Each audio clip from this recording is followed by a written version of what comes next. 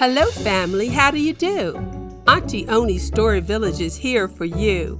I'm Auntie Oni, the storyteller, and I will tell you stories and poetry too.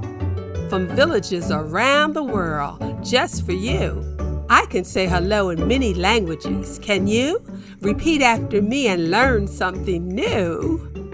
Jambo, Irie, Hola, Shalom, Aloha, Salam Alaikum, Konnichiwa.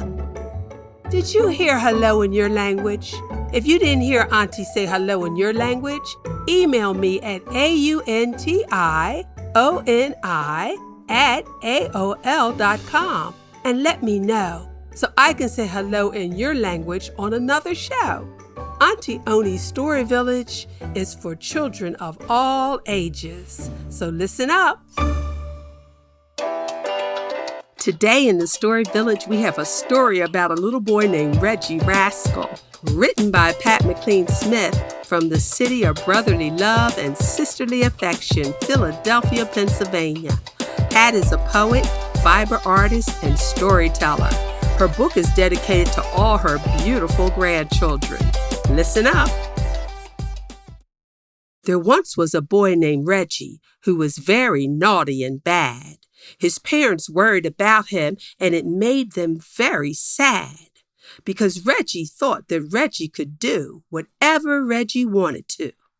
He fussed about his chores. He fussed about the clothes he wore and even the food he ate, especially whole wheat toast. And when it came time for school, that's when Reggie would fuss the most. It was always such a struggle just to get him ready to go. He didn't like school one bit, and he let his parents know.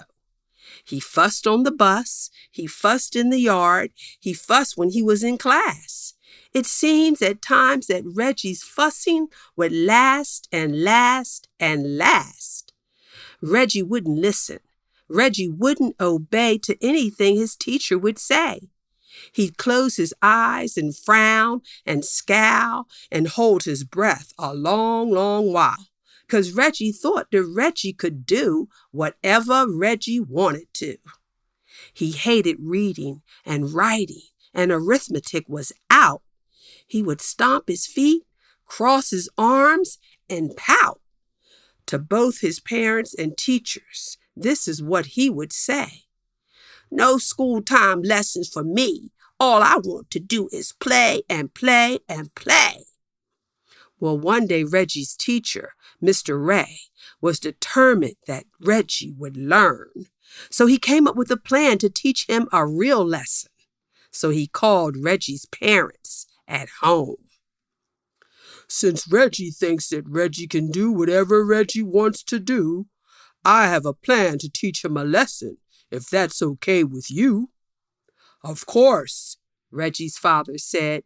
We're behind you all the way. The next day, Mr. Ray asked his students if they would like to play a game. Hooray, said Reggie, jumping up. Playing is my middle name. The first to finish the lesson, said Mr. Ray, and does his very, very best, will not only get a golden star, but extra time for recess. Piece of cake, said Reggie, as he thought of the lesson at hand. I will finish first before everyone else.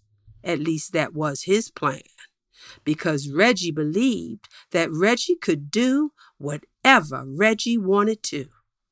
Now Reggie grew excited. He couldn't put his mind to rest, for surely he would win the game and prove himself the best. Reggie asked, So what's the name of the game, and when do we begin? Mr. Ray grinned. It's called All Finished, and I really hope you win. Now here's what you have to do. Take this lesson and complete it as fast as you can. The first one done should yell all finished while raising up their hand. But as soon as Reggie looked at the test, he went from happy to sad because the lesson was on reading, writing, and math of which he was very bad. But since Reggie did not study, he really had no clue. He thought that wanting it was all he had to do. Still, there was one thing that Reggie hated more than reading, writing, and math, and that was being the loser and coming in dead last. So Reggie read and Reggie wrote. Reggie added and subtracted too. He kept going and going and going, hoping he would soon be through. Finally, he put his pencil down and slowly raised his hand. "Mr. Ray, this lesson is way too hard and I really don't understand." Mr. Ray walked over to Reggie's desk and quietly let him know how that for him this lesson would end. So he told him so. "Because you choose to play and never took the time to learn the golden star and extra recess, you are not going to earn. Because life is not all about games and fun where you laugh and play and wrestle and run. You must listen to your parents and to me, your teacher, too. Each of us only wants what is best for you. You cannot think that you can do whatever it is you want to do. If all you do is fuss and complain, then at the end you will remain." Right at that very moment, Reggie's classmates, Shay and Lee, finished first, both at the very same time. They popped their hands up in the air, chiming, "All finished, Mr. Ray. Pick mine, pick mine." Mr. Ray turned and said, "You both are the winners by far. You both get extra recess and you both get a shiny gold star." Now Reggie felt a flick of envy because he really wanted to win. So he turned to Mr. Ray and asked, "Mr. Ray, can we please play again?" "Of course we can," said Mr. Ray, speaking to the class. "But before you do, I have an idea that I know will help you pass. Each of you go home tonight and try to study with all your might. And if you get stuck and do not know how or what to do, ask your mom, your dad, or grandparents if they would please help you. Then every day we'll play this game, and every day someone will win. And not only will you get a star, but your picture in a frame, and underneath in big bright letters will be the winner's name." Reggie ran all the way home that day without even stopping to fuss or play.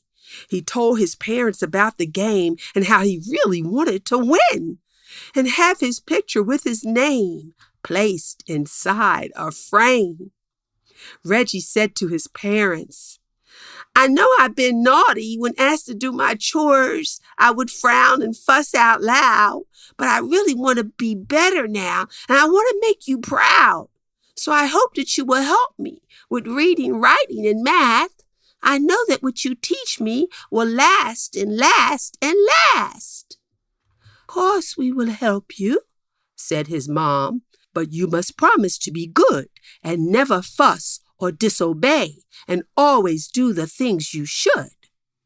"I will," said Reggie. "I promise to be a good boy. I'll study hard, do all my chores, and bring you laughter and joy." Soon one day, Reggie's picture was hanging on the classroom wall, and underneath was printed out, "Reggie Rascal, the best of all." Reggie's smiling face framed behind a shiny, bright new glass, for he had finally become one of the stars of Mr. Ray's class. Reggie Rascal takes his frown and turns it upside down. He loves to read and write, and he even does his math. He obeys his parents, listens to his teacher, and he's never late for class. No more does Reggie do whatever Reggie wants to do. He has learned his fussing and being bad was not good, And if he could take back his naughty ways, he really, really would.